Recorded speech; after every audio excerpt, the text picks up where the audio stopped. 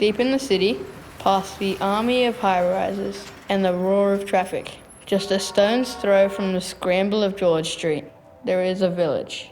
It's quiet and slow, a place where the villagers still stop and yarn with their neighbours on the street. A place where they say, you don't have to tell anyone anything, just think it and everyone knows. A place where the history of the village is passed on in stories at the pub. A place where grandchildren go to the same school that their grandparents went to.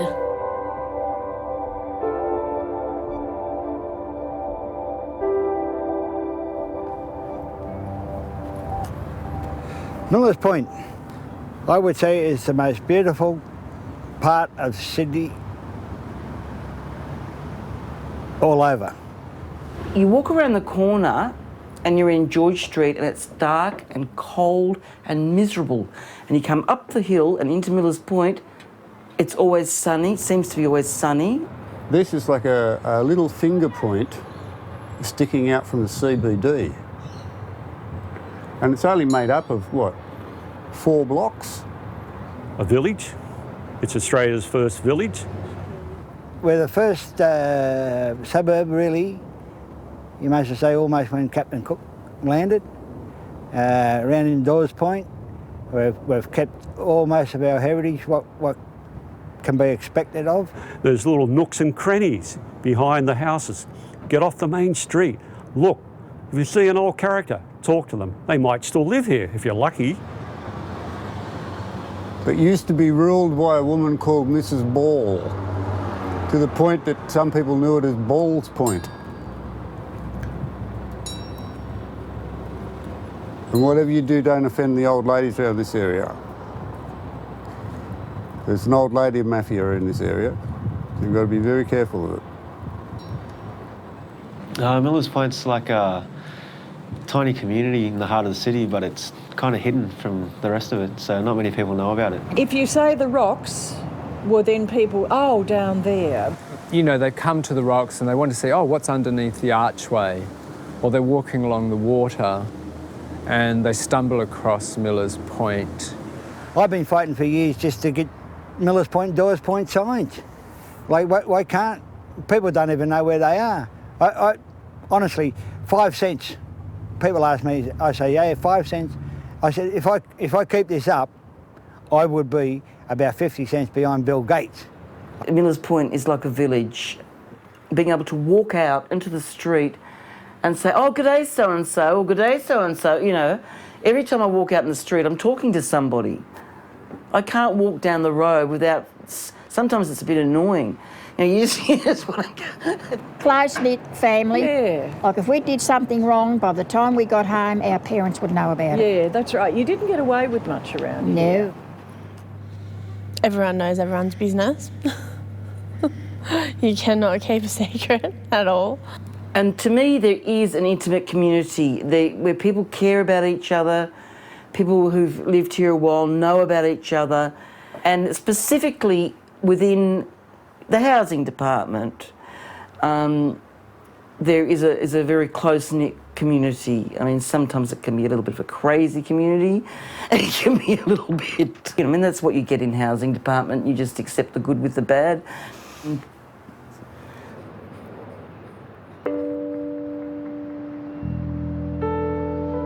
Not many people know about Millers Point, but it's full of historical treasures and stories wanting to be told. Millers Point used to belong to the Maritime Services Board. It was home to the larrikin wharfies and their families. In the 1980s, the Department of Housing took over, and the working class character of Millers Point lived on. When the Millers Point, Dawes Point started, the houses, the big houses, the terrace houses were built for the merchants, the rich people. The smaller cottages were built for the workers who mainly worked on the waterfront or on the ships.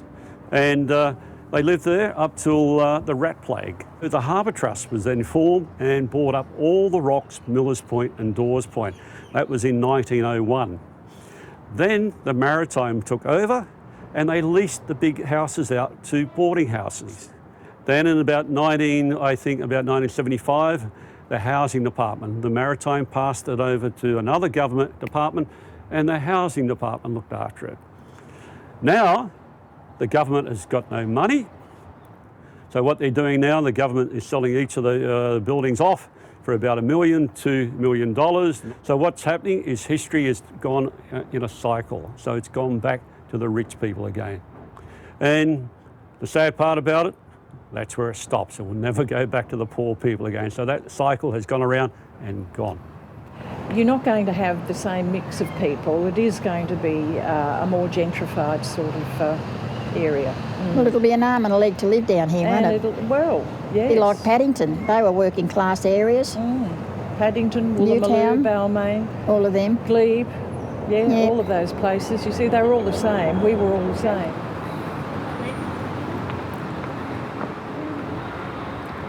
The best thing about Millers Point is the people. They all know their history. They can tell you yarns. They can tell you everything. They're really proud of the history.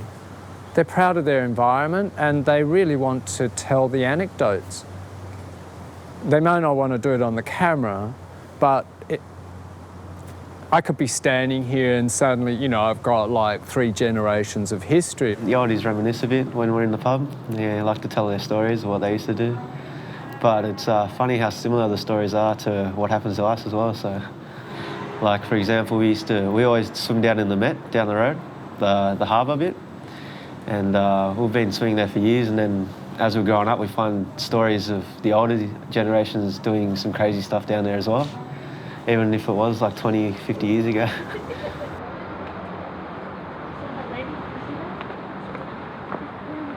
Yeah, a lot of older people tell you their stories. Like you hear of what happened back in the old days of if there wasn't enough people out at sea, they'd find from the pub there's like a trapdoor down there or whatever, and they used to just knock them out, and the next thing they'd wake up on the boat. Welcome to the cellar of the Hero of Waterloo. Before they built this pub, they built a secret tunnel, one of many in the Rocks area, that they used to use for smuggling rum and sailors. So when the sailors used to come into the bar, they used to knock them over the head and drag them down through a trap door in the bar. And then they bring them down the steps and into this tunnel. So the next morning when they wake up, they're Shanghai to the boat. Because they couldn't get the sailors to work the ships. Once they come out from England or Ireland or wherever they're coming from Europe, there was such a gold rush here that they couldn't get sailors. They come out, but they wouldn't want to go back. So they couldn't get the sailors to bring all the cargo back to Europe. So that's how they used to get the sailors.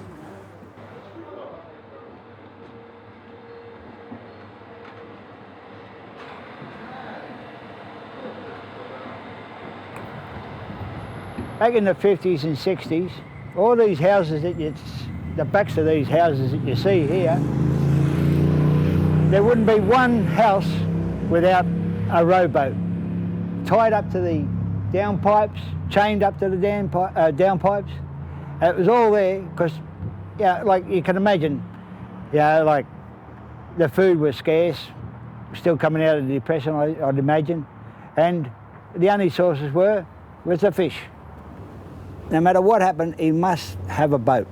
We had a chap, his name was Morton.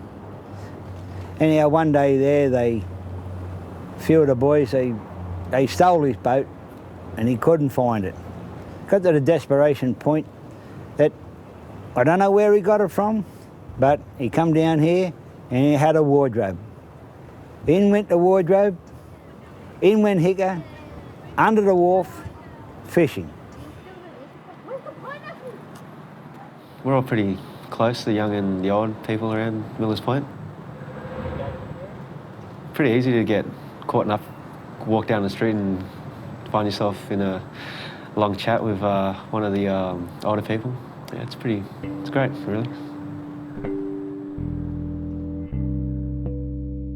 But leases are up. The nostalgic housing properties and the old boarding houses, once run by the landladies, are being sold off to make way for flashy apartments. Millers Point survived the plague, the depression and the war, but they say we finally met our match. Development will be the end of our village. Our generation will be the last. It was originally lower class, working class and lower class peoples, but now it's all being gentrified at a massive rate. You can see the transformation of Millers Point, which I do not agree with. Like, we're trying to, well, we've got a heritage order on it, but everything just seems to be overriding this, no matter what the government say or who says. All this high rise, the waterfront here, look, all the commercial buildings, the aluminium they got stuck in, you know. Now we've got Bangaroo breathing down our neck and make it all Flash Harry. And you got this monstrosity, as I call it, of all these Flash Harry apartments. Why in a heritage area? It's only for the rich, that's all. What about the people of made Sydney? Oh, I don't care about them. We're millionaires, we want the harbour view. Millers Point was almost on the World Heritage list. Leave the place as it is. Do not touch Millers Point whatsoever. Thank you. Sometimes some people say, oh, well, why can't we change the name now and whatever, but we don't want that. We want it to remain what it has always been, Millers Point. You know, new brooms. Yeah, sweep clean. They think they can do it better.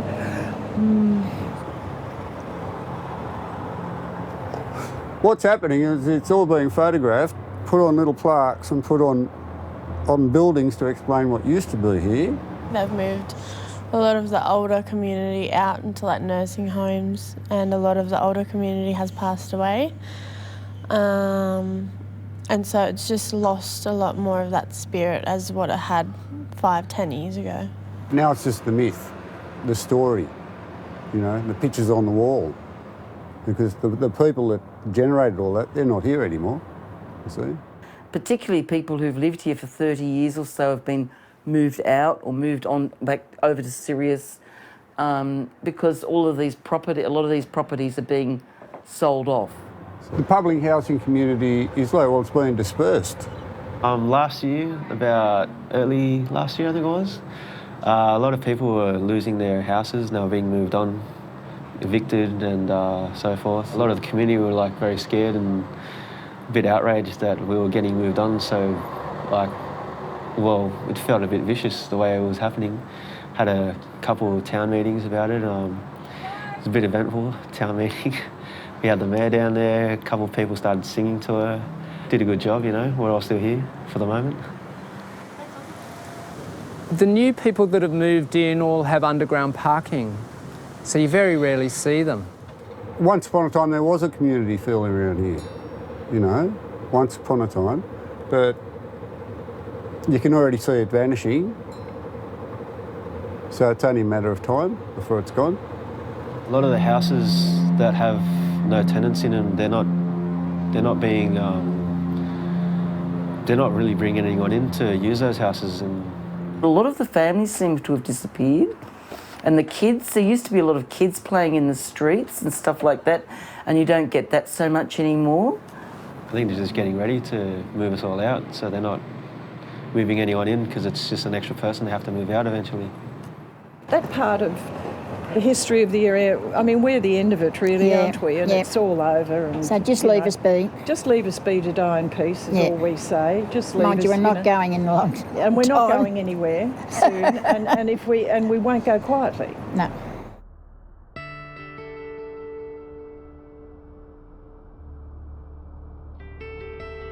Millers Point is on the edge of the city. It's a point where people meet. There are families who have been here for generations. Parents, aunts and uncles, cousins, grandparents, brothers and sisters, still living here together, some on the same street they were born on. It's the local characters who are the soul of Millers Point. They are real Australians who love to tell stories and share a drink at the pub.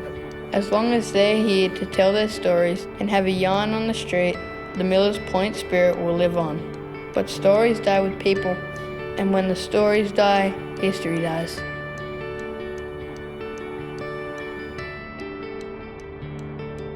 I've only been here 9 years, which is in the time span of the consciousness of the people of Millers Point is a nothing.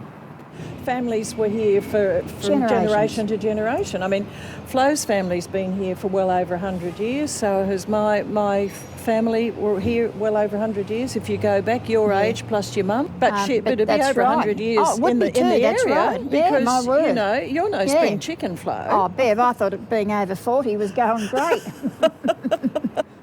You know, I was speaking to somebody the other day on the shopping bus, and I said, you know, the young people are going to make a movie.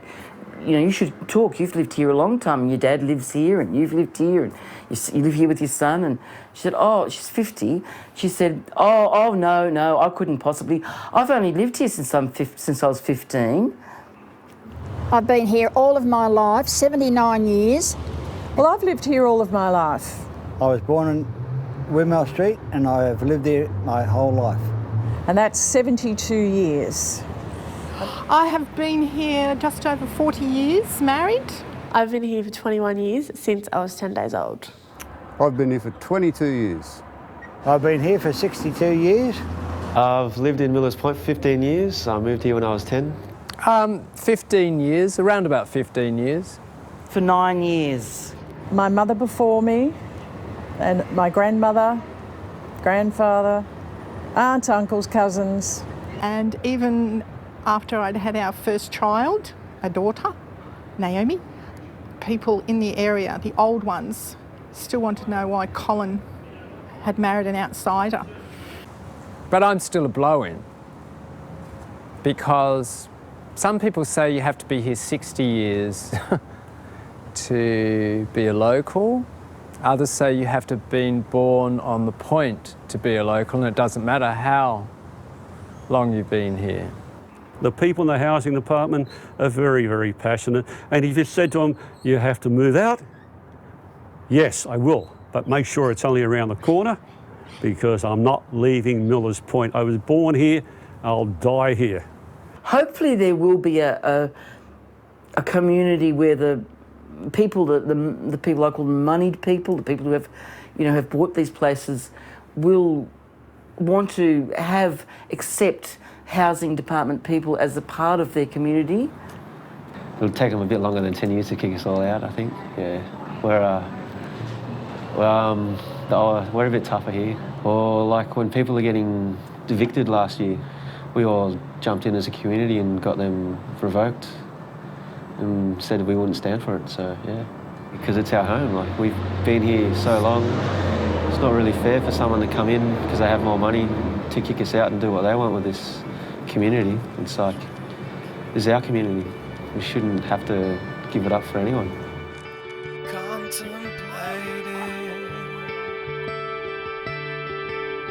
All the things you've said, but it's over my head. It's over my head. Over my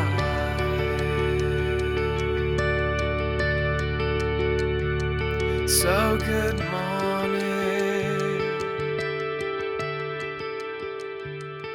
I've been